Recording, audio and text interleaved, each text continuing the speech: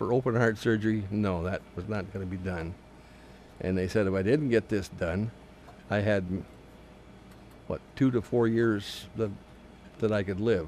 So Robert Pierce underwent a transcatheter aortic valve replacement like this one. A catheter inserted into the groin transports the new valve to the heart so it can be replaced without open heart surgery.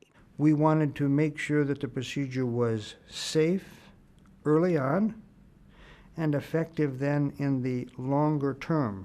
Dr. David Holmes from the Mayo Clinic and co-authors reviewed the records of more than 12,000 patients who underwent this procedure and examined overall outcomes at 1 year. On average, patients were 84 years old and half were women. As a group, many of the patients had other heart problems along with poor lung and kidney function. In this group of patients at 1 year, the mortality was 24%. Stroke occurred in about 4% of the patients at a year. If you would look at that combined incidence of stroke and mortality at 1 year, it was about 26–27%.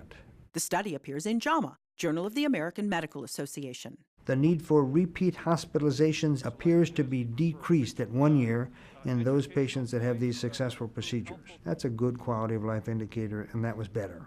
Overall, men in this group had a higher risk of death at 1 year. Women had a higher incidence of stroke. Advanced age was another risk factor for death. We now have information as we talk with patients and as we talk with the regulatory agencies to say the quality of life is better.